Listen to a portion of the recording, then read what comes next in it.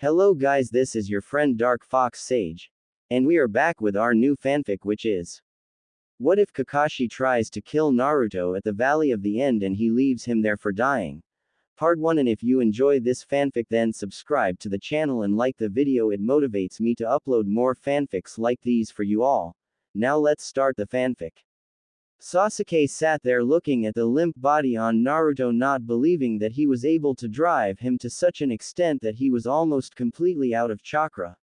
He sensed that another chakra source was coming close and fast. He knew if he didn't get out of this area soon he would be caught. He turned and tried to jump into the trees, but his legs gave out and he fell flat on his face. As he tried to get up, he heard a dog bark. Right, Pakun, we need to get there before he gets away, said Kakashi. Kakashi got to the area where his two students was and saw ouch, bad, Naruto was damaged, but overlooked it when he saw that Sasuke also looked to be knocked out. He immediately ran to his side to check on his vitals and to make sure he is alive. Kakashi, what are you doing? We need to get this pup back to the older blonde now or he will die, said Pakun. Kakashi just ignored him and continued to look over Sasuke. After a few more minutes he lifted him up on his shoulder and turned to Naruto. How is it that he was able to fight Sasuke until I got here? That don't matter. What the hell is wrong with you, Kakashi? Do you want this pup to die? Yelled Pakun. Just a few yards away, heading towards the village, was Sume and her partner Kuro. She heard the yell of someone going to die and went to check it out. When she got there, she saw what looked like a kid lying on the ground covered in blood with a dog sitting next to him barking loudly. Hey, I know you, you're Pakun, Kakashi's summon, aren't you? She asked. Yes, I am, but he was cut off. Shit. Isn't that Naruto? Where is the rest of the team that was supposed to be with him? Did they get here in time to stop Sasuke and went ahead to fight him as a medic nin coming to help him so they didn't move him? She asked quickly. Yes, this is Naruto. The team is back in the village. Most of them was hurt doing their part of the mission. Naruto did make it in time to stop Sasuke. Kakashi took him back to the village he just left, said Pakun. What do you mean he just left? His student is still laying here dying and he just left. Yay, he took the Uchiha back and left Naruto. That bastard, I'll rip his insides out, she yelled. Are you going to take him back to the village before he dies? Of course I am. Why would I leave him? She then picked him up and put him on the back of her partner and they ran off towards the village. Inside Naruto's mind, Naruto was just waking up and looked around and couldn't figure out where he was. Everything was dark and wet. He was sitting in water that he guessed would be ankle deep if he stood up. After getting fully awake and adjusting to the darkness, he stood up and wandered around looking for a light switch or a door. Back in the village, Tsunade had just finished clearing Choji and he was now safely off the critical list but was not allowed to leave the hospital for a few weeks until he had all movement back in his body and had replenished the chakra he lost. She was now standing at the gate waiting for Naruto to come back. Standing a few feet back was Sakura waiting for Sasuke to return. She just knew deep down that he would come back to be with her. Shizune was still in the operation room working on Neji. Hinata was sitting outside of his door waiting on the news of if he would be okay. She was also worried for Naruto, who still has not come back yet. She wanted to cry, not knowing if her love and crush would be okay or not. She took her mind off of things by visiting Lee, Choji, Shikamaru, and Kiba. When she was finished visiting, she started to talk to Temari, who saw her sitting by herself and came to sit with her. Kakashi had just arrived at the gate with Sasuke over his shoulder. Tsunade-sama, the mission to get Sasuke was complete, but I'm sorry that not all made it, he said with a fake sad tone. Sakura was glad to see Sasuke back. Sensei, is he okay? She asked. Don't know, we have to get him to the hospital and have him checked before we truly know, Kakashi said. Stop talking and get the bastard to the hospital before I send him to prison without being looked at, Tsunade snapped. Sakura and Kakashi quickly cleared out towards the hospital. Tsunade looked out towards the direction Kakashi came from one last time before she left to the hospital. Kakashi ran into the hospital. I need a stretcher now, he yelled. The nurse turned and saw Sasuke and got a stretcher quickly. Hinata saw Kakashi come in and walked over to him followed by Tamari. Kakashi-sensei, she stuttered nervously. Yes, Hinata, he answered. Is Naruto back also? She asked. He looked at her with a fake sad smile. Sorry, Hinata, I know how much you like him and it pains me to have to tell you this, but sometimes when a ninja go on a mission of this caliber they don't come home. He is in a better place. He finally gets to meet his parents, he said. Hinata and Tamari were so shocked by this that they didn't move when Kakashi and Sakura walked past them. Slowly they came back to reality. No, this can't be. Please tell me this is one of his stupid jokes. Hinata started to cry. Come on, Hinata, let's find the Hokage, said Tamari, pulling the girl into a hug while she cried. They walked towards the door of the hospital when Tsunade walked in. She saw the girls walking towards them and told them to follow her. Look, you two, there is something going on and I don't like it, she told Hinata and Tamari. What do you mean, Hokage-sama? Asked Tamari. Hinata still cried. I told you to call me Tsunade, and I mean something to do with Naruto. I need you two to find Anko and Kurenai and head out to the Valley of Death and see if you can find any trace of Naruto's body, dead or alive, she told them. But Tsunade-sama, his sensei, even said he saw him dead. Why would he say that if he is not dead? Hinata said with a terribly bad stutter that Tsunade barely understood it.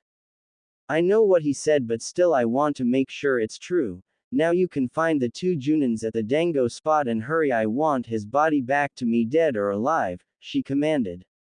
They nodded and headed out of the hospital towards the Dango spot. They reached the Dango spot with Hinata still crying hard on Tamari's shoulder. Tamari looked around to look for Anko since she didn't know what Kurenai looked like. As she looked, she saw someone who she thought could be Anko. Hinata, Anko is the lady from the second exam, right? She felt Hinata nod on her shoulder. She walked up to the table that held the lady from the exam. Excuse me, but are you Anko? She asked. Anko looked over at her. Who wants to know? She asked. Anko, leave the kid alone, she probably wants to ask you a question. She then turned and looked at the two. Hinata, she practically yelled. Hinata pushed herself off Tamari and jumped onto Kurenai's arms. Sensei, this is bad. Why did he have to die? She stuttered out while crying. What? Asked Anko. She is crying because Naruto died on the mission to bring back Sasuke, but Sasuke is fine in the hospital being looked at by doctors and Tsunade-sama wants us four to go to the Valley of End to find his body, dead or alive, said Tamari. Naruto dead, mumbled Kurenai while rubbing Hinata's back. Well, let's get going, we have a mission, said Anko. Anko, how could you be so rude? You know how she feels about him, said Kurenai. I know that, but her sitting here crying is not going to make anything better. Besides, I don't think he is dead, said Anko. You mean he could be alive, Anko-sensei? Stuttered Hinata. Yay, it's Hinata. Besides, Kurenai, do you think it would so easily? She said. You're right, Anko, said Kurenai. Come on, sensei, we have to find Naruto-kun. If he could be alive, he won't survive being by himself, said Hinata, pulling her sensei. Okay, Hinata, we are coming, said Kurenai. They ran to the exit and was about to leave when a group of dogs and Sum came running by. Move, need to get to hospital, Sum yelled. They jumped out of the way and saw the biggest dog had Naruto on its back. Hinata's heart skipped at how badly injured he was. Oh no, he needs help now, said Hinata, running over to Naruto, who was now lying on the ground since the dog was dead, tired from running so far. She ran up and put her ear on his chest where his heart is and got excited when she heard a faint heartbeat. Sensei, he is alive but won't make it to the hospital. We need to do something to give him a little extra time, she said. None of you would happen to know any medic jutsus, would you? Asked Sum. They all shook their heads no, with a sad look on their faces. Hinata took off her pack and started to throw stuff out of it onto the ground around her. Hinata, what are you doing? Asked Kurenai. She didn't answer, just kept going through her pack until she found what she was looking for. Found it, she said happily. She then opened the medium-sized jar up and they all were hit by the fragrance of the smell. It had a lavender smell to it. She started to rub the stuff inside the jar all over Naruto's body. She did this with a small blush on her face. Done. I hope it gives us enough time to get to Tsunade, she said. No time like now to find out, said Anko, grabbing the boy bridal style and running off towards the hospital followed by the rest. They ran into the hospital and looked around and saw everything stop and all eyes were on them. Where is Tsunade? Anko yelled at the top of her lungs. Anko, this is a hospital, said Shizune coming around the corner. No time for games, Shizune, he needs help now, replied Anko, putting Naruto on the stretcher that Shizune had. You know this was for someone. She finally looked at the person on the stretcher. Else, should get me a room ready now and go find Tsunade now. Whatever she is doing, it can wait, Shizune yelled out orders. The nurses looked at the boy and didn't move. What are you doing standing around? You was given orders by your superior and you are not obeying them, asked Anko, leaking out her key. The nurses scrambled to find a free room and locate Tsunade. Tsunade-sama, you're needed now, said one nurse running into the room that Sasuke was in. I'm busy, I'm sure it can wait, she replied. Shizune said what you're doing could wait, the nurse replied. What could be so important? Asked Tsunade. The last member of that team was just brought in by Anko, Hinata, Kurenai, Tsume, and Temari from Suna, the nurse said. Tsunade glared at Kakashi, then headed for the door. Tsunade-sama, what about Sasuke? He asked. He is fine, all that was wrong was he used too much chakra. If you're wondering, I was not going to heal him, he is going to stay like that and I'll talk to you later, Kakashi. She then walked out the room following the nurse. She walked into the room that held Naruto and saw Tsume, Anko, Kurenai, Temari, and Hinata sitting in the chairs that was in the room. She also saw Shizune hooking Naruto up to some IVs. Give me a report of his condition, she said to Shizune. I don't know how, but whatever they did on the way here saved his life, even it don't seem to be able to completely heal him for some reason, and if we don't act now all the effort to get him here will be in vain, said Shizune. Okay, let's get started, said Tsunade. They stood on either side of Naruto and their hands started to glow green, and Tsunade worked on the upper part of his body while Shizune worked on the lower part. In Naruto's mind, Naruto finally found a small walkway that led him down a small corridor. As he walked, he saw the multiply images of his past and started to run. As he ran, the hall got longer. Stop, he yelled. It continued.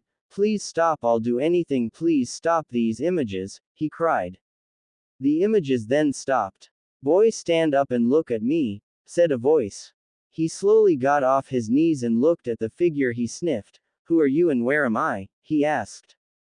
You are in your mind and I'm the great Kyuubi no Kitsune, said the figure. What, you're supposed to be dead? Then the memories of when he passed the Genin exam showed. Right, I forgot. Don't forget again or I'll kill you, said Kyuubi. Bullshit, if you do that then you also die, Naruto yelled. You really think that? Want to try? Asked Kyuubi. Naruto hesitated. No, he said.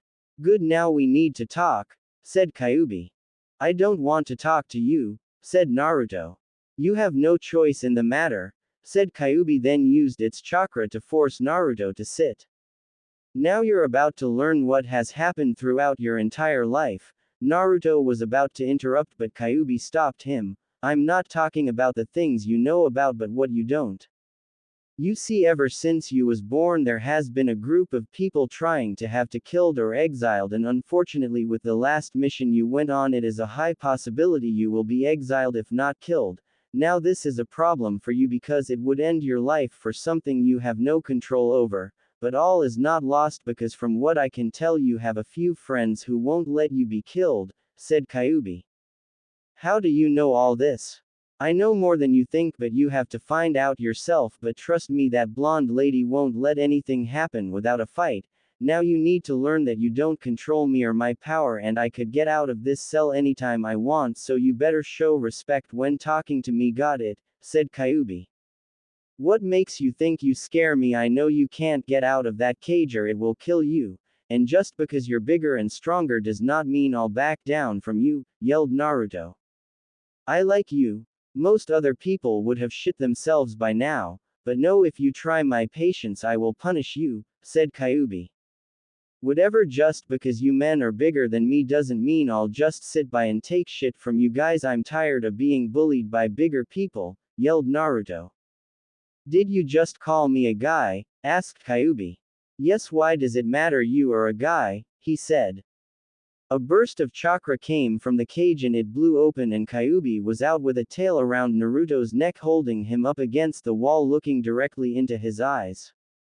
On the outside, Tsunade and Shizune quickly pulled their hands back when they saw the burst of red chakra come from Naruto's seal. They shared a look and looked back down at Naruto.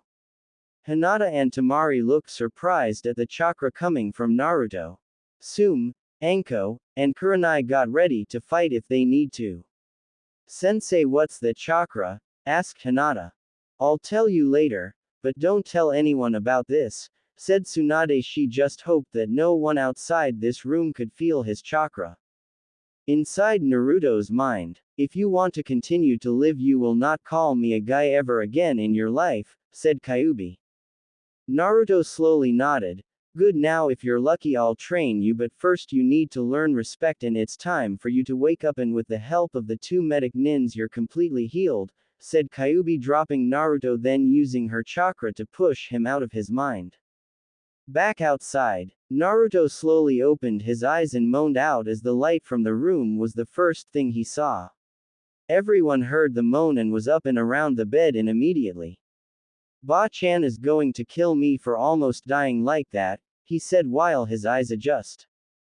Damn right I am. Gaki, who gave you permission to try and die like that, said Tsunade.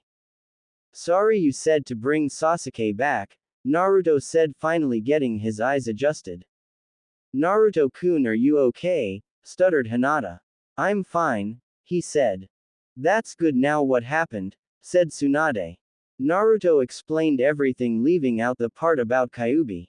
I see, so he did use that seal to get more power, said Tsunade. He doesn't know what he is doing, said Anko. What do you mean? Asked Tsume. That seal was made for the purpose of feeding off emotions, and if he let it control him like that, then he is completely under Orochimaru's control. Nothing short of giving exactly what he wants will keep him in this village, unless of course you seal his chakra. Then the seal can't work because it needs his chakra to move around, said Anko. I see, thanks for telling me, said Tsunade. So he back the mission was complete. How is everyone else doing? Asked Naruto. Well, 3 of you were in near a death state, and not one of the 3 was Sasuke. He was unconscious from using too much chakra, said Tsunade. An Anbu came into the room. Hokage-sama, the council has called a meeting and you're needed, said the Anbu. Thanks, you can go. I'll be back as soon as I can. Shizune, go check on the other please, said Tsunade. She and Shizune then walked out of the room. A few minutes later, Sakura walked into the room looking pissed. Sakura-san, are you okay? Asked Hinata. I'm fine, I just need to talk to my teammate. Can we have some privacy please? It won't take long, I just want to thank him, she said. The others walked out the room to wait. Hinata, watch in on them, said Kurenai. What, why would I spy on Naruto's private conversation? Asked Hinata. You spy on him any other time? Hinata blushed deep at that, but this time he might need help since Tsunade used a paralysis jutsu to keep him from moving while his body healed, said Kurenai. Fine, Byakugan, she mumbled, then blushed even redder. Oops, too much chakra. The others just looked at her with a shocked look. With Sakura and Naruto. Sakura-chan, I'm happy you came. I even kept my promise and brought him back like I said I would, he said happily.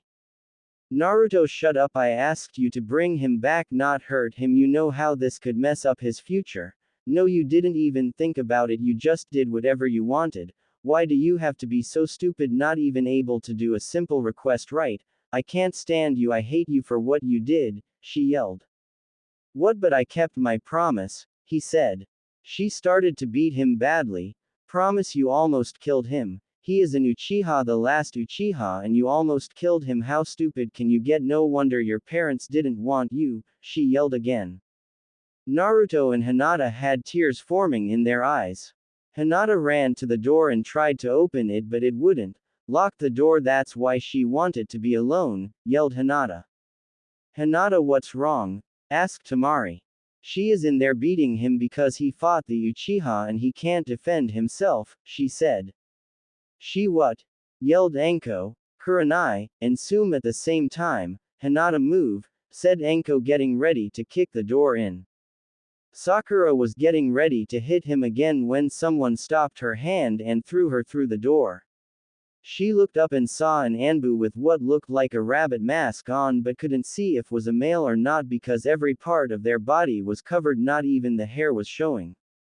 Thanked Kami. An Anbu stopped her, said Hinata, now banging on the door. Sakura was on the opposite side of the room from the door, so the Anbu opened it. As soon as the door was opened, Hinata flew in the room and attacked Sakura, not even bothering to use Juken, instead preferring to use her tiny fist. The others were shocked except Naruto, who was knocked out by Sakura's hits. Hinata, stop, get off of her, said Kurenai, getting over her shock. Kurenai finally pulled Hinata off Sakura, who quickly got up and ran for the door. Hold it, Pinky, you're lucky Kurenai was here because I would have let her continue to beat you, but know this, if you ever attack Naruto again you will have more than Hinata kicking your ass, said Tamari when she grabbed Sakura's arm as she ran past her. Sakura glared at Tamari, then shook her off and continued out of the room. Thank you Anbu-san for stopping her, said Hinata. What happened to Sakura? She just asked me to heal her, said Shizune walking into the room. Hinata beat the shit of her, said Anko with a smile. What, Hinata? But she is the sweetest person ever, what could possibly make her that mad, said Shizune. Attempt to beat her crush to a pulp and find out, said Sume. Really, wow, how is Naruto though? Said Shizune walking up to him. Probably knocked out again, but forget that for now, we need to find a way to get Hinata like that all the time, she will be kick ass if we could, said Anko. Anko, you will not turn her into a chibi, said Kurenai. Hell, we could turn her into a chibi with a little bit of me, or a chibi Shizune with a little bit of both of us, said Anko with a hunter look in her eyes while looking at Hinata. Anko, stop, now is not the time to try and turn Hinata into a chibi anybody, said Kurenai. What the hell is all the commotion and what are you talking about turning Hinata into a chibi, said a pissed off Tsunade walking into the room, closing the door behind her. Hinata beat the living shit out of Pinky, said Tamari. Pinky? Questioned Tsunade. I caught Sakura-san beating on Naruto-kun during my patrol around the outside the hospital. I threw her off, then opened the door when Hinata-san introduced her small fist to Sakura-san's face, said the Anbu. Sakura did wa. Hinata, you beat up Sakura for hitting Naruto, why? Said Tsunade. Hinata blushed now that she was the center of attention. She also looked like she was going to faint. Hinata, you wouldn't have anything more than a simple crush on my Otuto, would you? Teased Shizune. Hinata turned bright red and fainted. I'll take that as a yes, said Shizune. This is just great, said Tsunade. What's wrong, Hokage-sama? Said Kurenai. The council had a meeting on this mission, more specifically Naruto and Sasuke, she said. What did they say? Asked Sume. Naruto will either be banished or killed and Sasuke will marry the female heir to every clan, said Tsunade. What, who the hell do they think they are that they can just offer my daughter off to that traitorous bastard, said Sume. But listen to this, Hiashi was the first to offer his daughter and said that she will act as head as the Uchiha since they all voted to have his chakra sealed, said Tsunade. How could he offer her to him without even asking? Hinata doesn't even like Sasuke, said Kurenai. Hinata had just come to at that point and looked confused. Why would I like him? She asked. Your father offered to have you married to him, said Tamari before anyone else could say something. Hinata looked terrified. No, I don't want to marry him. I hate him. I want to marry Naruto-kun and help him build a clan. She then stopped releasing what she just said and covered her mouth. Tsunade got a thoughtful look on her face when she heard that. Tsunade-sama, whatever you're thinking, stop, said Shizune. Hinata, would you do anything to be with Naruto? She nodded. Naruto is being banished for attacking Sasuke, so if you mean that I could banish you for attacking Sakura, said Tsunade. Wait, what are you planning? I know it's more than just banishing Hinata to be with Naruto, said Shizune. Oh, it is. I'm not staying in this village without Naruto, and since the council want to challenge me, I'll play their game. It's time for them to know exactly who they are messing with, said Tsunade. I like where this is going, said Tsume. Do you want your daughter to marry Sasuke? Tsunade asked. Nope, I would rather her marry the pup, Tsume said. Good, let's wake Naruto up, said Tsunade, walking over to him. She started a jutsu that would wake him. When his seal glowed red again, Tsunade jumped back. Hello everyone, said a voice. Who are you? Asked Tamari. Who am I? Who else was sealed in him by that damn Minato? Damn his father, if it wasn't for him you wouldn't be having this problem, the voice said. Wait, you're Kyuubi, how are you out of the seal? Asked Shizune. Yes, I'm the one and only Kyuubi, and I could have got out of the seal at any time when I woke up, but I decided not to because it would have killed him, said Kyuubi. What are you talking about? Asked Tsunade. How is Kyuubi dead? Didn't the fourth kill him? Asked Hinata. Him again with this shit, it is starting to annoy me, and no, he didn't kill me. As I said, he sealed me in his son, although stupid was noble, but what I want to know is why has no one punished the person for killing his mother, said Kyuubi. What are you talking about? I thought Kushina died giving birth, said Tsunade. No, she was killed. I'm guessing the old man decided not to investigate and decided to blame that on me also. Anyway, she was killed by a snake. I'm sure you all know who did it now. Also, I have an idea, she finished. What's the idea? Asked Tsunade. If I heard you right, the council kicked him out this worthless village and you are planning to take the Hyuga girl. Why not take her sensei to teach her genjutsu, the snake lady to teach her that taijutsu she used, and the Anbu that saved him from that pink-haired to teach speed and stamina, and also weapons? Said Kyuubi. That's a good idea. What do you all think? Said Tsunade. Naruto's father is the Yondaime Hokage, Hinata finally said. Yay, but don't tell anyone, said Tsunade. So let me get this straight. Hinata started thinking. Naruto was used to hold Kyuubi when he was a baby and had no decision. The adults nodded. Then he was blamed for everything. They nodded. They think he a Kyuubi in human form. They nodded. Naruto is the son of the greatest hero in Konoha's history. They nodded again. Okay, when do I pack? She finished. Whoa, slow down, Hinata. Packing won't be for another 2 days. We have to finish plans and screwing over the village for what they did, said Tsunade. Wait, you just going to up and leave the village, but you're the Hokage, said Tamari. Look, I only came back because of Naruto. Why should I stay? Tsunade asked. Tamari stayed quiet. Okay, we all know Hinata is going to now marry Naruto, but I want to have Hana, my oldest and heir to my clan, marry him also, said Tsume. What, why? Said Hinata. I'm going to use the Clan Restoration Act, said Tsunade. Oh, said Hinata, looking sad. Wait, how do you even know me? Kurenai, and the Anbu will go with you, said Anko. You just threatened the entire hospital staff when they refused to help Naruto, said Kyuubi. I know that they was being stupid for not treating them, but all I have is here, said Anko. Anko, we both know you are only here because if you left, the council would have had every available ninja junin and up out trying to kill you, and if I leave you will come with me even if I don't ask you to, and since Hinata is leaving I'm going with her, said Kurenai. Fine, you always have to have it your way, don't you? Said Anko. I have a question. Why did Anko bring Naruto in and not his sensei? I saw him come into the village with Sasuke, asked the rabbit Anbu. The bastard left him for dead, said Tsume angrily.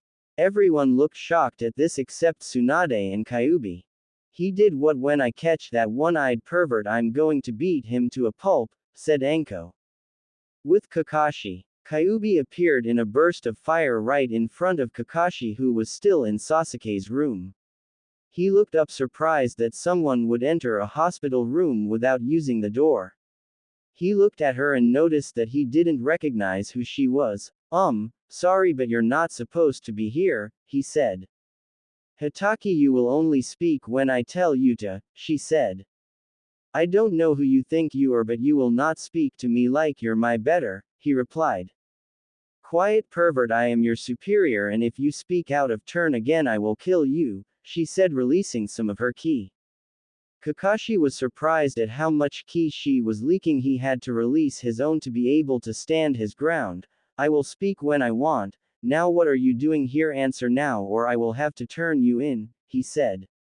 You are trying my patience, pervert. Now I'm here about your actions earlier, she said. I don't know what you're talking about, said Kakashi. Tsunade ran into the room at this time. Kakashi, you're still alive, she said, surprised.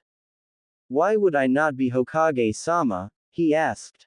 Shut up, you're still being punished for leaving Naruto out there to die, said Tsunade. Kakashi gulped. Enough, I have had enough of this. Hitaki, you have ignored and tried your hardest to keep Naruto from being the ninja he could be since you met him, and I am fed up with your treatment of him, and this last stunt you pulled almost cost him his life, said Kyubi, getting angry. What are you talking about? If anything, it would do well because it would kill Kyubi, he said. You think I could be killed so easily by this pathetic excuse of a ninja? You're sadly mistaken, and the only reason I don't kill you for how you treated Naruto is because he don't know you left him for dead, and if I do it would make him depressed, but know this, if you do anything to try and stop his growth into a good ninja I will kill you, she said. Your threats don't scare me. I don't know who you are, but you will watch your tone when talking to me, he said. Kyubi just looked at him with a deadpan look. Hitaki, if your sensei could only seal me, what chance do you have when you're not even half as strong as he is, she said. What seal you? That means you're. He stopped mid-sentence. The one and only Kyubi. And you have your one and only warning. Now get out of my sight before I change my mind and kill you where you stand, she said, releasing more ki and her 9 tails. Kakashi, you better be in my office in 1 hour and don't be late or else, Tsunade said. When Kyubi got in the room, Naruto was woke talking to the people who was in the room. Hinata kept a blush on her face and would glance at him then look away. So why are there so many people in here? I never had a visitor before when I was in the hospital, asked Naruto. Naru-kun, you always had a visitor but only when you was asleep, said Kyubi. What? Where did you come from? How did you get out? Yelled Naruto. Everyone in the room sweat dropped by this. Did you forget already? Didn't I just kick your ass in your mind for thinking that getting out of that cage was beneath me, said Kyubi. Oh yeah, I forgot, mumbled Naruto. They sweat dropped again. Naruto, how is it possible to forget something like that? Asked Anko. I don't know, Snake Lady, but I forget things all the time if it doesn't involve a jutsu, he said. You have a one-track mind just like your mother, said Tsume. You knew my mother? He asked. Yeah, you act exactly like her, and if something doesn't involve a jutsu the chance of you remembering it is less than 10%, said Tsume. Are you calling me stupid? Asked Naruto. Tsume just shrugged. I have to go, I got to tell Hana the news that the council decided, she said. What news? Asked Naruto. You are being punished for injuring the Uchiha, you might be kicked out if they have their way, said Kyubi. What? Why I had to defend myself, said Naruto. I know, but they punishing you because they think you tried to kill him, said Kyubi. What? I didn't kill him, he attacked me. You was there, you saw the entire thing. I was trying to talk him into coming back until he just attacked. It took all I had just not to get hit by his attacks. He never even gave me the chance to attack, and then he hit me with a Chidori right where my heart is. How can they blame that on me? Said Naruto. Do you really think they would take the word of me, Kyuubi? She asked. What am I going to do? I have no family and I never had any friends. He started to cry. Naruto, shut up, you're sounding stupid, and if I ever hear you saying you had no friends I'll kill you, said Kyuubi. What, why? He asked. How stupid can you be? Who was here when you woke up? He was about to answer. That was rhetorical. Who was there when you needed someone to talk to? Who went out of there was to heal you every time you did something stupid and got hurt? Who gave you healing cream after you fought her teammate? Who gave you the confidence to fight Neji when you wasn't going to show up? You have friends, you're just too damn dense to see past that pink-haired, said Kyuubi. Hey, Sakura-chan aren't that bad. Yes, she has anger problems, but she's still not that bad. He jumped on his feet facing Kyuubi, defended his crush. This got Kyuubi even more mad. In a flash her hand was around his neck and his back against the wall at her eye level. Not that bad, you say? She has went out of her way multiple times to hurt you. She beat you for asking for her help chakra control. She beat you when you asked her on a date when she could have just said no. She beat you every time you mentioned Sasuke's name. She beat you just for looking at her too long. Have you ever thought about what would have happened if I didn't heal you after those beatings? No. I'll tell you. You would have been dead a long time ago by your teammate, and you're telling everyone that you love her, that she will see you for who you are. News flash, Naruto, she hates you and every fiber of you, and I have had it with you always defending her, and this stops now. Listen and listen good, you have been near death twice since you woke up this morning, and you know who put you there. No. Those two was Sasuke Uchiha and Sakura Haruno. That's right, after you came back to the village she came in here and literally beat you into an inch of your life, and if it wasn't for that Anbu coming when she did, you would have been dead.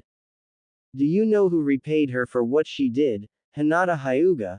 That's right, the only person who have been there when you needed to talk, the only person who actually cared for your well-being, the only person to actually show you what it is like to be loved. And how do you repay her? You shove her to the side just to run back to the one who consistently beat you, she said.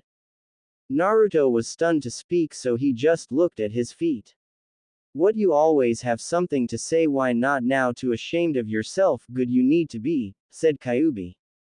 Sorry. He mumbled. What? Said Kyuubi. Sorry. He said a little louder. Still can't hear you, Kyuubi said. I said sorry, he yelled. So what are you sorry for? Asked Kyuubi. I'm sorry for everything, he said. Be more specific, she said. You can read my thoughts, you know why, he said. They can't though, tell them they are the ones who need to hear it, not me, she told him. And stop looking at your feet and look at them, she added. I'm sorry for not being smart enough to realize that I had friends. I'm sorry that I pushed you away. I'm sorry that I made you cry. I'm sorry that I defend Sakura when I shouldn't. Please forgive me, he said. Good, now go and ask again for their forgiveness, demanded Kyuubi. Naruto walked over to Anko first. Anko-chan, please forgive me for everything I did to make you feel bad, he said. Buy me dango and you're forgiven, she said. Okay. He went to Tamari next. I know we haven't known each other long, but I still want your forgiveness for not trying more to be your friend, Tamari-chan, he said. Sure, you're forgiven, she said. He went to Kurenai next. Kurenai-sensei, I'm sorry for not showing how grateful I am for knowing you. You have been more a sensei to me than my own sensei, and I'm sorry, he said. Naruto, don't beat yourself up over it, I know you're grateful, she told him. He next walked to Hinata. Hinata-chan, I'm sorry for pushing you away. I'm sorry for not talking to you more. And I'm sorry for not telling you thank you for everything you did to help me. But I just didn't think that the princess of Konoha would want to talk to me more than you already did, he said. Naruto-kun, I'm no princess, and I forgive you for everything, She smiled at him with a deep blush on her face. Now that we have things to discuss, said Kyubi. Like what?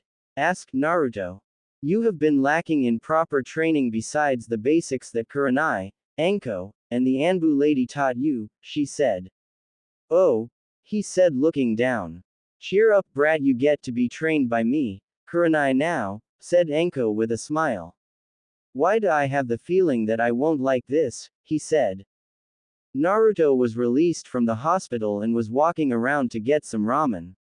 As he walked he thought about everything that happened and more so what Kyubi told him about Hinata. He couldn't figure for the life of him why Hinata would waste so much time being nice to him. He liked that she was a friend and how she treated him but he didn't understand it. He walked into the restaurant and ordered his usual 12 bowls of ramen and waited while Ayame went to the kitchen to get his food ready. Kyubi, who was still out of the seal, walked in behind him and sat next to him. What's on your mind, Naru-kun? She asked. I don't get why Hinata would waste her time being so nice to me when everyone else hates me, he said. Well, you will have to ask her, said Kyubi. I don't know what to do. The two who I thought as a sister and brother both tried to kill me, yet someone who I barely knows ends up being the best friend I have, he said. Sometimes life works like that, said Kyubi. This is too difficult, said Naruto. It's just new to you, soon you will understand everything. Oh, someone is coming to talk to you, I'll give you some privacy, said Kyubi, getting up and walking out the restaurant, and Ino walked up and sat in her seat. Hey Naruto, she said. Hi Ino, what brings you here? Asked Naruto. Look Naruto, I know I haven't been the best friend, but you should know that not everyone is like the villagers, said Ino. I know that, but what does that have to do with anything? Asked Naruto. Naruto, just know if no one else will, you always have a friend in me, and if you need you can always come to me for help, she said. Thank you Ino, that means a lot to me, said Naruto. Just always look at the positives and don't let the negatives bring you down. She then got up and hugged Naruto. You will always be my friend and thank you for everything you did to complete your mission. She then kissed him on the cheek and walked out. Naruto was stunned by what Ino did. He didn't notice Kyubi walk back in and sit next to him. Did something happen? She asked, snapping Naruto out of his daze. She kissed me, he said. I know, I saw. Now you know not everyone is as closed-minded as that pink-haired, said Kyubi. What do I do about it? No one has never kissed me like that before besides Ba-chan, and that was more like a motherly kiss, said Naruto. Want my advice? Asked Kyubi. Yes, said Naruto. I suggest you go to Tsunade and ask her about your family, said Kyubi. What does that have to do with anything? Asked Naruto. It will help you understand why you was picked to have me sealed in you and what to do with Hinata and Ino, said Kyubi. Okay, I will, said Naruto. Naruto, your food is done, said Ayame, bringing him out his ramen. After I eat I'm starving. He then scarfed down his ramen, but Kyubi stole one of his bowls and ate it. Hey, what should I call you? I don't want to keep calling you Kyubi or Fox, said Naruto. Call me Q, she said. Okay, come on Q, let's go see Ba-chan unless you want to do something else. It doesn't matter to me, said Naruto. No, I'll come with you, said Q. They then walked to the Hokage's tower. Ba-chan, I need to talk to you, he said, walking into the office. Yaki, didn't I tell you to knock when you come in here? Tsunade said, throwing a stapler at him. Hey, that hurts, yelled Naruto after being hit dead square between the eyes. That was the point, yelled back Tsunade. Naruto, you wanted to talk to us? Asked Shizune, stopping their little fight. Oh yeah, I want to ask about my parents, he said. Tsunade looked surprised then sighed. I knew you would be asking soon, she said. What do you mean? He asked. Well, I wasn't going to tell you until you was ready, said Tsunade. What, I'm more than ready to know who my parents are, and I think I deserve to know, said Naruto. No, I mean ready as in being able to defend yourself from the enemies that will come for you once they find out who your parents are. But with recent events they will find out soon, so I guess I better tell you now, said Tsunade. Naruto was about to say something but was stopped by Tsunade putting her hand up to stop him. Naruto, sit down, she said. Naruto and Kyuubi sat down. Naruto, what do you think about the Yondaime? She asked. Just then Anko and Ino walked into the office. Tsunade, I have a request, she said. Anko, it needs to wait. Naruto, answer my question, Tsunade said. Well, I respect the Yondaime for his strength and his skills. I look up to him as a figure of my goal to be stronger than him, and I hope to take his position as a Hokage, said Naruto. Shizune, Anko, Tsunade, Ino, and Q nodded, all knowing how he looked up to the Yondaime. Now can you describe how he looked? Tsunade asked. Of course he had blonde spiky hair, blue eyes, and was very energetic, said Naruto. Good, Ino, can you describe Naruto for me? Asked Tsunade. Ino shrugged. Sure, blonde spiky hair, blue eyes, he is the Yondaime's son, said Ino after looking at him and the picture of the Yondaime. Tsunade nodded. Naruto looked even more confused. Huh? He asked. Naruto, Minato Namikaze the Yondaime is your father, and Kushina Uzumaki is your mother, both are dead, said Tsunade. What, I'm the son of the Yondaime? He asked. Yes, I wanted to wait until you can defend yourself from his enemies to tell you, said Tsunade. So why didn't the old man tell me, or at least the people of the village? They would have treated me better, said Naruto. Naruto, you have to think about it for a minute. You know who the biggest spoiled brat, right? Asked Anko. Yes, Sasuke. Why? Asked Naruto. Well, if you was just given anything you wanted, you would have been just like him, taking everything for granted and not giving a damn about people who care for you, and personally I'm glad you wasn't told until now, said Anko. What, how do you know I would have turned out like that? Yelled Naruto.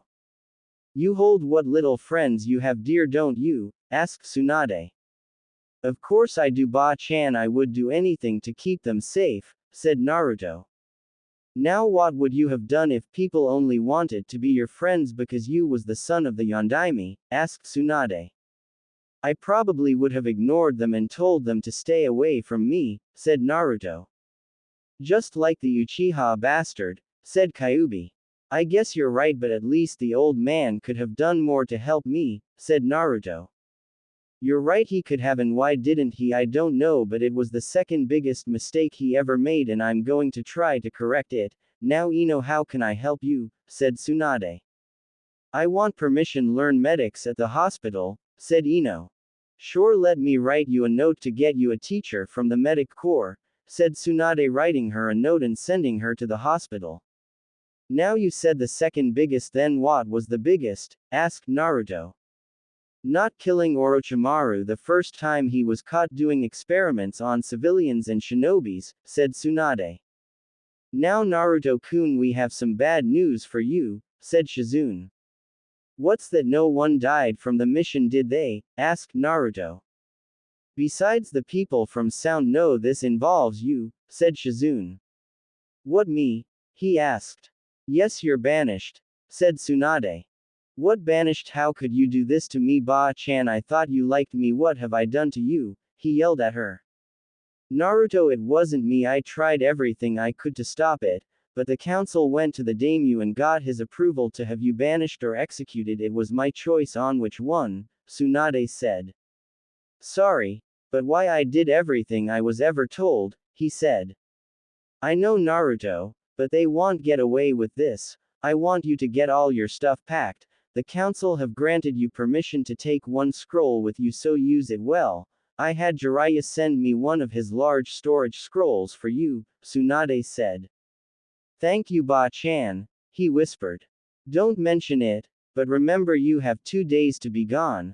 I want you to be ready tomorrow morning to leave. Now take this scroll and get packed, said Tsunade. Come on, Naruto, let's go get packed, said Kyuubi. Oh Naruto, you have my permission to pull one last prank on anyone but those from the Yamanaka, Nara, Akamichi, and Aburame, said Tsunade with a wink.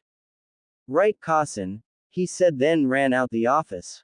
Tsunade, Anko, and Shizune looked at where he was just standing in surprise, wondering if they heard him correct. Did he just call me mother? Asked Tsunade.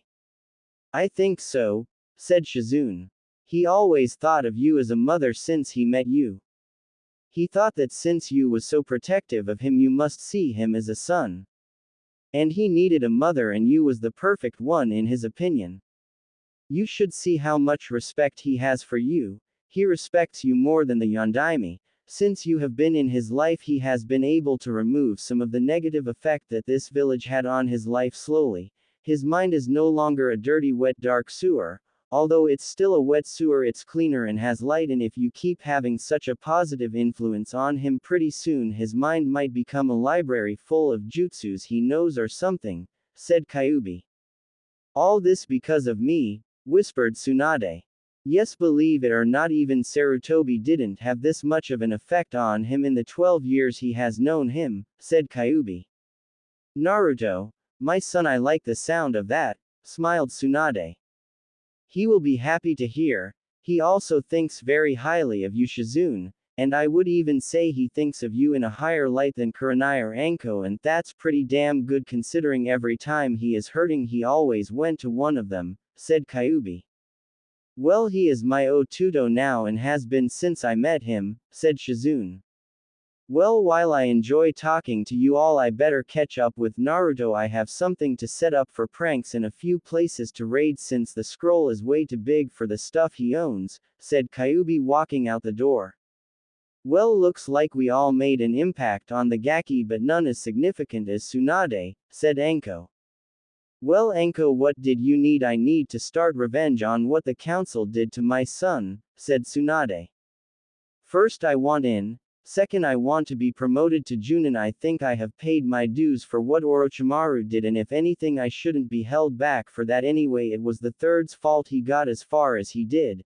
And lastly, I want the actual reason I came here was because I wanted to talk to you about teaching Hinata my style. Since I can't take her on as an apprentice, I think I should at least be able to teach her my style and let her sign the snake contract, said Anko. Okay, you in on our revenge. Be ready tomorrow. You will escort Naruto out of the village. You're granted the rank Junin, as I think you should have been had it. I don't know why Sensei didn't give it to you when he gave it to Kurenai. And as for teaching Hinata your style, if she wants to learn it, you have my permission, said Tsunade. Thank you, said Anko. No thank you, said Tsunade. For what? Asked Anko. For the idea. I'm going to make Hinata my apprentice. Can you tell her to come to my office as soon as possible? Shizune, I need you to go to the Sarutobi compound and tell Asuma and his nephew to come to the office, said Tsunade. Tsunade started going through her drawers and cabinets in the office until she found a cabinet full with things from Minato and Kushina for Naruto. She shook her head and willed her anger at her sensei away. She couldn't understand how he could just sit back and watch all this happen and not do anything to stop it.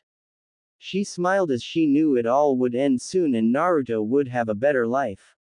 She pulled everything out and set it on her desk and started to seal it until a knock came on the door. Come in, she said. You wanted to see me, Hokage-sama, stuttered Hinata. Ah yes, thank you for being prompt, Hinata, but I have something to ask you. How would you like to be a medic nin? She asked. I can't, stuttered Hinata. Don't lie, Hinata. Tsunade threw a small jar to her. I got that from Naruto when he came with Jiraiya to bring me back. When he told me you made it, I was highly impressed, but looking at your record, I don't see anything that would suggest you have medic training, said Tsunade. I don't.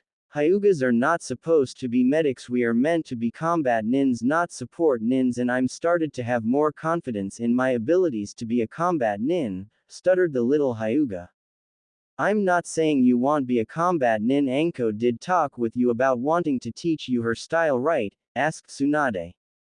Yes, said Hinata. Well, she is a combat and assassin nin, If you learn her style and medics you will be a combat nin who can also support your team when you needs to, said Hinata. Who would want to teach the failure of the Hyuga clan, asked Hinata. Don't worry about that, you will be my apprentice, said Tsunade. Hinata stared unbelieving at her. Please tell me this is not a joke to get my hopes up just to bring me back down and tell me how much a failure I am, stuttered Hinata with tears in her eyes expecting the worst. Tsunade's smile faltered. Those bastards have made her afraid to take risks when they would help her greatly. Don't worry Hinata, this is no joke. If you want you will become my second apprentice and also study under Anko until you know everything she can teach you, said Tsunade. Hinata looked at Tsunade then jumped up and down in excitement. She then jumped over the desk and tackled Tsunade in a hug making her fall back on her chair. This is the best news ever. I will do everything to make you proud of me, said Hinata. Don't worry Hinata, I know you will work hard. All that I ask is to believe in yourself. Don't be afraid of risks, and work on not stuttering, said Tsunade. Hi, I will work on it, said Hinata with a little stutter. Good, now go get packed, we are leaving tomorrow, said Tsunade. What tomorrow? I thought you said we had 2 days, asked Hinata. Yes, I'm not staying in a village that banished my son more than I have to, said Tsunade. Son? Asked Hinata. He is like a son to me and he called me Kasen without even thinking about it, said Tsunade. I see, well I'm going to pack, said Hinata. Here is a scroll, pack whatever you can fit in it. Remember you might be away for a while so you will need scrolls to help you with your Juken style, so make sure you pack plenty of those scrolls, said Tsunade. Hi, I'll be ready tomorrow. She then ran out of the office to leave Tsunade to do what she was doing. Asuma and nephew came in. Hokage-sama, you wanted to see us, asked Asuma. Yes, I want you to sign the monkey contract, said Tsunade. I don't think I'm ready for that yet and Konohamaru does not have the chakra capacity to sign it, said Asuma. I wasn't requesting, I was telling you both to sign it now, said Tsunade. Asuma sighed and signed the scroll with Konohamaru. Good, now Asuma, summon the highest monkey you can, Tsunade commanded. Asuma summoned a monkey. So you finally signed the contract, asked the monkey. Didn't have a choice and I would have signed it anyway, said Asuma. Excuse me, can you have King Enma come talk to me as soon as possible? Tsunade asked the monkey. Sure. The monkey then disappeared and King Enma was in his spot. How can I help you, Tsunade? Asked the monkey. I want to ask you if someone who is not in the Sarutobi family can sign the contract, she said. That depends, said the Monkey King. Tsunade-sama, you're not talking about Naruto, are you? Asked Asuma. How did you know? Asked Tsunade. Is the rumor true? Asked Asuma. Sadly it is. Naruto is being banished by the council, said Tsunade. What, they can't do that to Nisan? Yelled Konohamaru. Unfortunately they can this time, Konohamaru, since they have the daimyo backing them on this, said Tsunade. I'll think about it, Tsunade. Is this all you wanted? Asked Enma. Yes, thank you for hearing me out, Tsunade said. No thanks are necessary, what the council are doing is wrong, but don't let them get away with this and you must punish the Uchiha or I won't even consider it, said Enma. I was going to do that anyway, said Tsunade. Good. Now Asuma, you will take your father's position as the head of the contract and when Konohamaru is old enough you will be able to pass it down to him, said Enma. Okay, said Asuma. Enma then disappeared. Should I get you a copy of father's scrolls from the house? He asked. That would be most helpful, said Tsunade. Good day. Then Asuma and Konohamaru left. Shizune walked in the office. I hope you don't mind that I took the liberty of putting everything in the Namikaze compound inside a few scrolls and have them with me now, she said. Good thinking, Shizune. I need you to do the same thing at the Senji compound while I go to the Hokage library, said Tsunade. Naruto and Kyuubi was walking through the village since they had already packed the things from Naruto's apartment that they thought that Naruto would need. Kyuubi had managed to convince Naruto that he should not take his orange clothes but get some new ones that he wasn't so noticeable.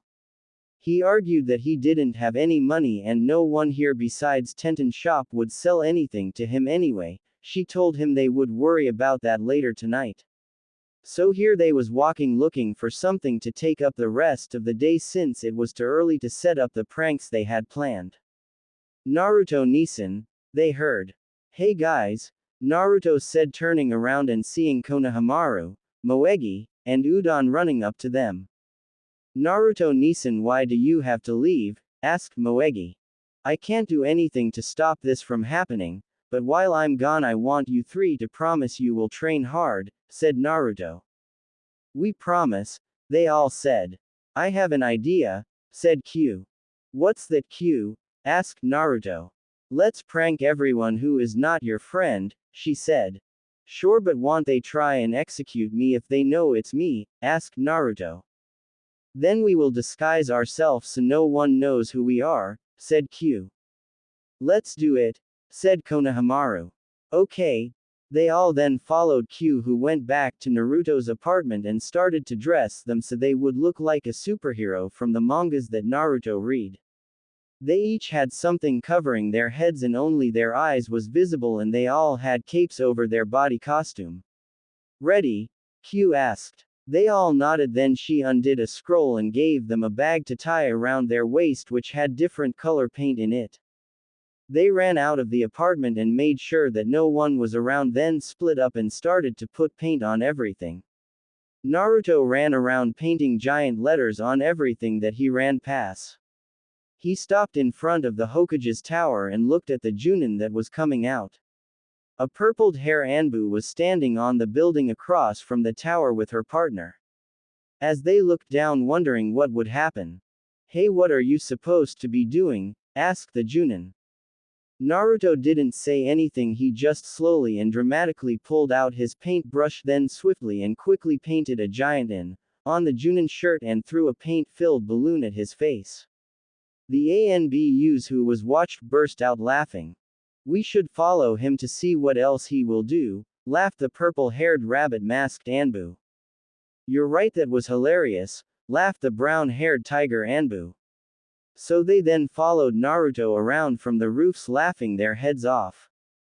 Naruto ran towards the center of Konoha painting every building he came across. He stopped in front of the Yamanaka flower shop just as Ino was walking out.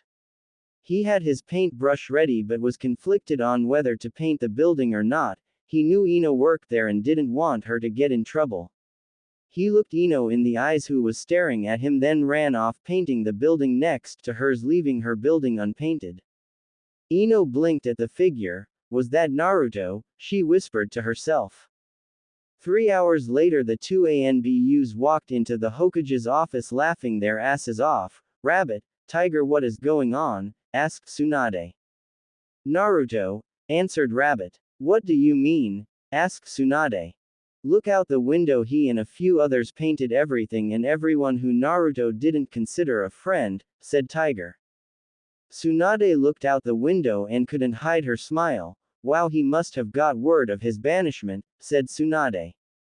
Rabbit gasped. How could they banish him? Don't they see he is only a child who needs a mother's love, she said. I don't see the problem. If he did something that warrants banishment, then why try and defend him, said Tiger. Maybe he didn't. Have you thought of that, Tiger? Yelled Rabbit. Why are you so upset about it? Asked Tiger. I never saw you go out of your way to help him, he finished. That's because you don't like him and would have assigned me to a squad on the other side of the village if you saw me do it, said Rabbit.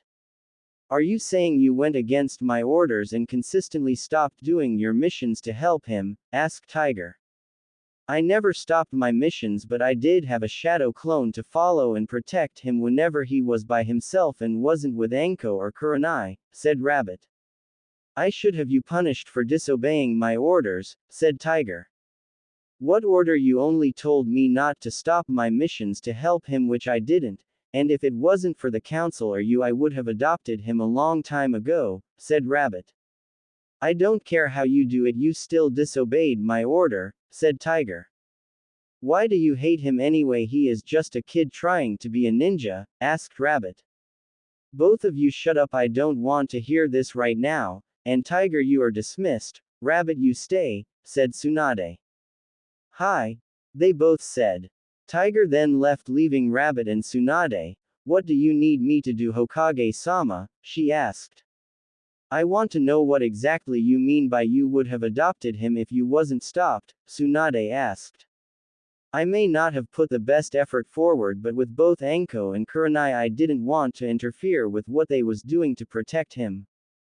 But I would occasionally slip into his apartment and refill it with food, clean it, make sure his clothes was the right size for his growing body, give him money, and scrolls to learn from. I knew Anko taught him to read, so I left him things that he should have learned at the academy and small training scrolls that would help him learn chakra control and taijutsu and anything else I could do for him, said Rabbit. I see, said Tsunade. Also, I tried to adopt him a month after he was born, but the council blocked it, saying that having a child to take care of would hinder my career as a newly appointed Junin, she said. And how did Tiger stop you? Asked Tsunade. I tried to adopt him the year after he joined the academy because I saw how the teachers was treating him, but Tiger said if I adopted him I wouldn't have enough money to take care of him and it would strain our relationship, said Rabbit. Really, what happened? Asked Tsunade. Well, I was hurt that he would do that, but I weighed the options and painfully decided I could help Naruto from the shadows and still be with Tiger, so I decided not to adopt him and stay with Tiger, even though I still helped him as much as I can. I even started to have a shadow clone follow him everywhere he went, and if someone tried to hurt him, the shadow clone would make itself known and protect him. I even had the clone help Naruto with his taijutsu, said Rabbit. I see. Well, Naruto is being banished, he is leaving tomorrow, and he already looks at me as a motherly figure, so what will you do? Asked Tsunade. Well, I'm only 12 years older than him, I'm not old enough to be a mother to him, I always saw him as a brother, said Rabbit. So I'm guessing you won't stand and let him be banished? Asked Tsunade.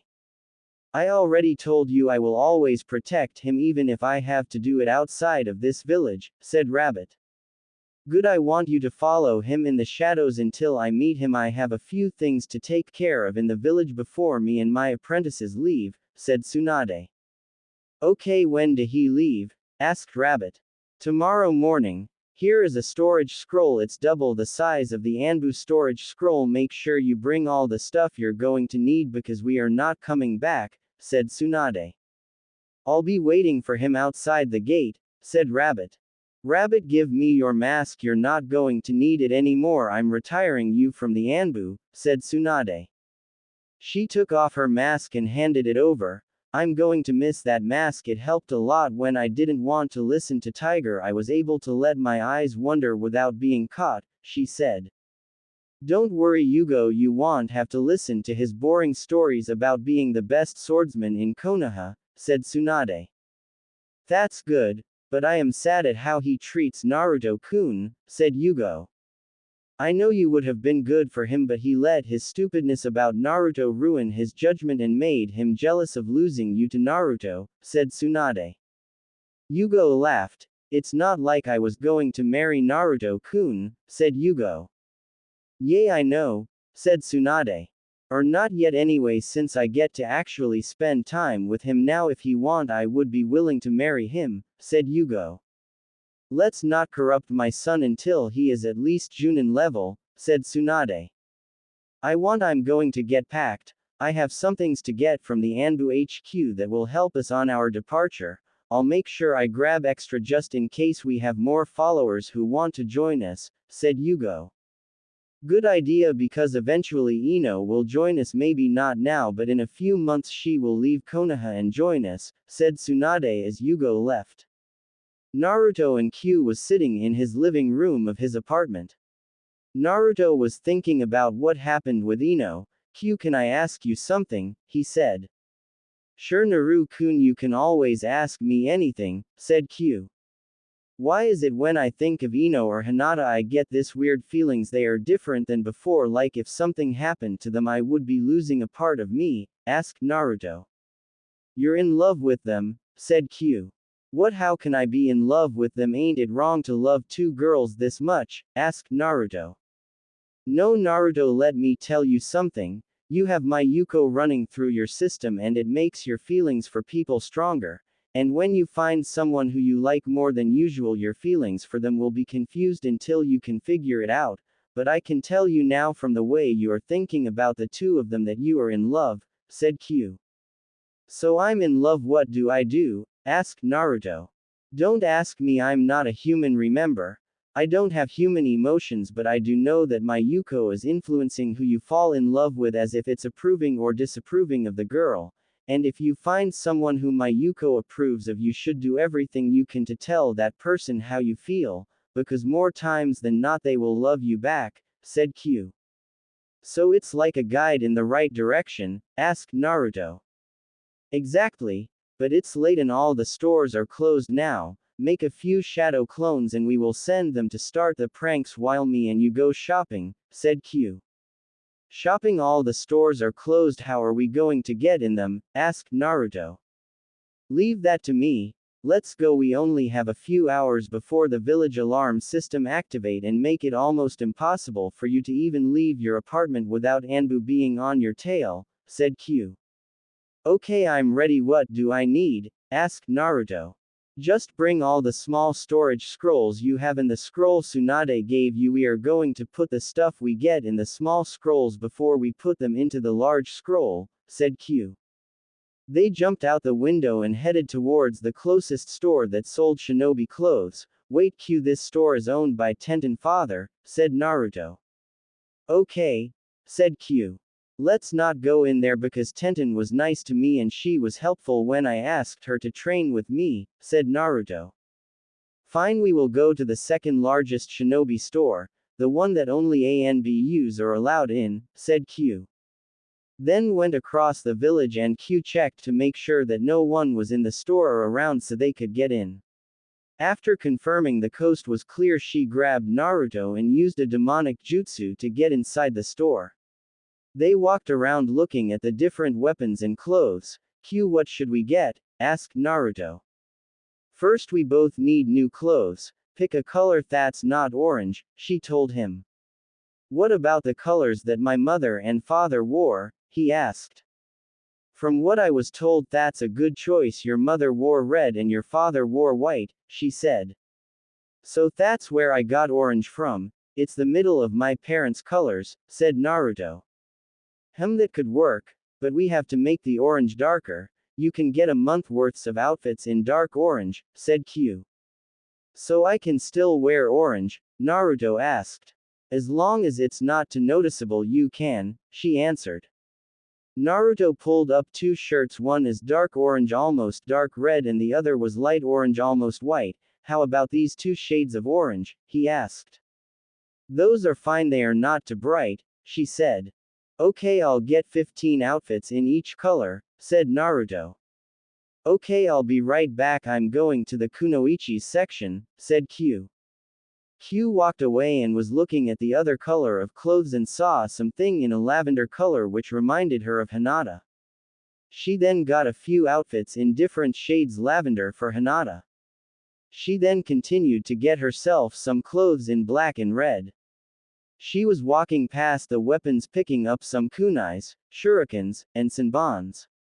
She was looking at the other weapons and saw the katanas and thought that they was too normal to other ninjas and started to look for something else that would match Naruto's personality and stand out from all other weapons. She then walked past two katana handles. She looked at them and read the directions of them. This weapon is called elementals. It allows the user to channel their chakra through it and create any weapon they want, and as long as they have the chakra to support the weapon it is indestructible. Not normally used because of the user having to master the weapon they chose to use, but when used it is almost impossible to defend because the user can change the weapon at any moment. She looked at both of them, then picked them up and put them in the weapon scroll. Q, I'm done, I have enough clothes to last for a full month. I also have a pair of sandals like Arrow Senin, and a black Anbu undercover robe, he said. Really go grab a few more of those robes, we might need them, she said. Naruto did as told and they was about to leave when Naruto stopped her. Look at that, it looks exactly like that cloak that my father wore, said Naruto. Kyuubi looked at it. It does, don't it? You should take it, she said. Right. Naruto walked up to the cloak and grabbed it and put it on. It's too big, he said. No Naruto, clothes like that you have to channel chakra to make it fit you, she said. He did as told and the size shrank so it fit around him as if made for him. They have a lavender one. I'm going to give it to Hinata as a thank you and a sorry for everything, he said. That's a good idea, said Q. He grabbed the cloak then walked over to Q. What next? He asked. To the shinobi library, she said. Cool, but don't they have cameras there? Asked Naruto. They don't have cameras in the library. Who would think to steal from a library, Naruto? Asked Q. I guess you're right, said Naruto as they jumped across the village to the library. They reached the library and Naruto was able to squeeze through the small window that was left open above the back door, then opened the door for Kyuubi. The scrolls in here should be sorted by element and rank. Take a scroll and put a copy of every scroll in it, but only keep like elements in each scroll, she told him. Later that day, Q shook Naruto to wake him up since they would be leaving soon. He went to shower and put on his regular orange clothes since Q told him he couldn't wear his new stuff until they was out of the village. Hey Q, how are we going to give Hinata her gift? Asked Naruto. Don't worry, we will give it to her later, Q answered. You sure we will be able to? He asked. Trust me, Naruto, she said. Okay. Hey, I'm hungry. He walked into the kitchen. Q, was you able to catch the person who keeps putting food and money in my apartment when I was asleep? He asked. No, Naruto, we was not here when it happened, she said. Well, I wish I knew who it was so I could thank them for all the times they have helped me when I didn't have any food, he said. I have a feeling you will be able to see this person soon, said Q. I also wish I could see Rabbit-chan before I had to leave. I like her, said Naruto. You don't even know her. How can you know you truly like her? Asked Q. Because she went out of her way to help me. She helped with my training when Kurenai or Anko couldn't. She was there to talk to me when no one else would, and she stopped a lot of people from bullying on me, said Naruto. Maybe you will see her, said Q. I hope so, said Naruto. An hour later, Kyuubi left and was to meet up with Naruto a few miles away from Konoha with the large scroll. They sealed everything they took sealed in it. Naruto was at the gate he was supposed to meet Tsunade at. There with her was Shizune, Kurenai, Tsume, Hana, and Anko. He walked up to them trying not to look too sad. Morning everyone, he said. I'm going to miss you, pup, said Tsume. Don't worry, Nissan, we will not let you travel by yourself for long. Trust your Ones and I will join you real soon, said Shizune, hugging him. I wish I could stay with you, he told Shizune while he hugged her back. Naruto, you're like a brother to me also, and no, I will not let this go without doing something about it, said Kurenai, hugging him.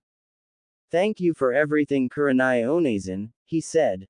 Naruto, Hana said, getting down to his level, know that I'm always here for you and I will not be marring that Uchiha. Soon when I get everything settled out with figuring if I want to become clan head or not, I will let you know, and so you know I will be in line to marry you when you're ready, she told him in his ear so no one can hear. I love you, Naru-kun, she then kissed him. Naruto smiled. Thank you, Hana-chan, I would be honored to marry someone as strong and beautiful as you, he said back into her ear. Uzumaki Naruto, Tsunade said, trying to hide her pain of having to do this. You are hereby banished from Konoha until the Hokage and council deem you are fit. Come back, please remove your Hitai-8, she said. Naruto held back a tear and removed his Hitai-8 and gave it to her. She bent down to his level. Don't worry son, I will be joining you soon, she whispered, then took the Hitai-8. Bye Kasen, he whispered. Anko, you are to escort Uzumaki Naruto out of Fire Country, Tsunade said. Right, let's go Gaki, she said. Okay. Naruto then followed Anko out of the village. He looked back and saw Tsunade wipe her hand across her eyes. He turned and tried not to cry. Chin up Gaki, don't let those old bastards get to you, said Anko. But they took everything away from me just because they don't like me, took me from my cousin who I only had for a few days, he said. Look Naruto, not everyone agrees with what the council decided, but we can't just stand up and go against them, said Anko. That's the same thing Ino said, replied Naruto. She was right Naruto, you know I won't do anything to hurt you, you're like a brother to me, maybe one day we will be more, said Anko. What do you mean? Asked Naruto. We will approach that bridge in a few years when you're older. But no, I'm not here to escort you, I'm your protection for now, said Anko. Huh? Asked Naruto. Look, you have the Kyuubi sealed in you and I am Orochimaru's ex-student. If they are willing to banish you for something that happened when you was born, what do you think they will do to me when Orochimaru attacks the village again, said Anko. I guess they will blame it on you since I'm not there, said Naruto. Exactly, that's why I took this chance to leave with you, so at least we will have each other's company, said Anko.